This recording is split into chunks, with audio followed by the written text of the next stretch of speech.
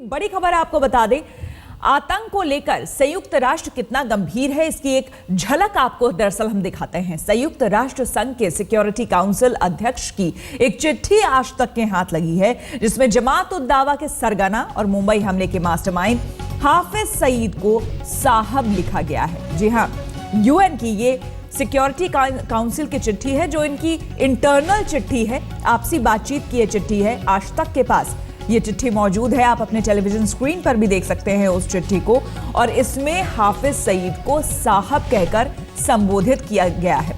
तो जाहिर सी बात है, कई सवाल ये खड़े करता है कि आखिर यूएन कितना गंभीर है आतंकवाद के मुद्दे को लेकर, क्योंकि यूएन में हर फ्रंट पर यही कहा जाता है कि पूरी दुनिया को आतंकवाद के खिलाफ एकजुट होकर लड़ाई लड़ना होगा। और यहां पर सवाल इसलिए भी गंभीर हो जाते हैं कि खुद यूएन ने जमात-उद-दावा और जमात-उद-दावा के लीडर यानी कि हाफिज सईद को आतंकवादी और जमात-उद-दावा को एक आतंकवादी संगठन घोषित किया हुआ है। उसके बावजूद इस तरह की बात अगर लिखी जाती है तो उसका क्या मायने निकाला जाए। बालकृष्ण हमारे संवाददाता हमारे साथ जुड़ गए हैं। बालकृष्ण, यही सवाल आपसे कि यूएन ने खुद आतंकी संगठन घोषित किया हुआ है जमात-उद-दावा को और हाफिज सईद को एक आतंकवादी, उसके बावजूद इस तरह का संबोधन, क्या मायने निकलेंगे?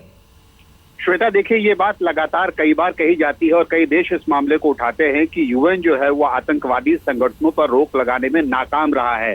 तमाम बैन लगाए जाते हैं, सैंक्शंस लगाए जाते हैं, आतंकवादी संगठन घोषित किया जाता है, लेकिन आतंकवाद से निपटने का जो रवैया है यूएन का, उसकी एक जीती जागती ये मिसाल है कि जिस लश्कर-ए-तौयबा को खुद यूएन ने बैन किया हुआ है, सैंक्शंस लगाए हुए हैं, उसके ऊपर रोक लगाई हुई है, उसी के लिए हाफिज सईद साहब लिखा जाता है। 17 दिसंबर की लिखी गई चिट्ठी थी, इसमें जिन आतंकवादियों के खिलाफ सैंक्शंस लगाए गए हैं उसके बारे में जानकारी मांगी गई थी और इस चिट्ठी में हाफिज सईद साहब लिखा गया है।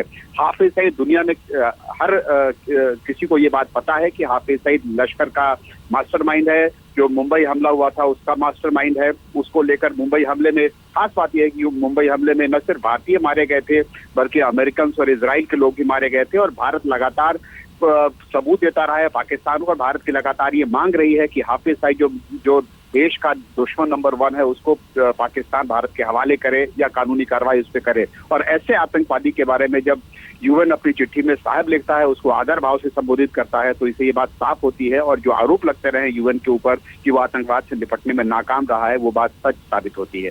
बिल्कुल, बहुत बहुत शुक्रिया आपका बालकृष्ण तमाम जानकारी के लिए।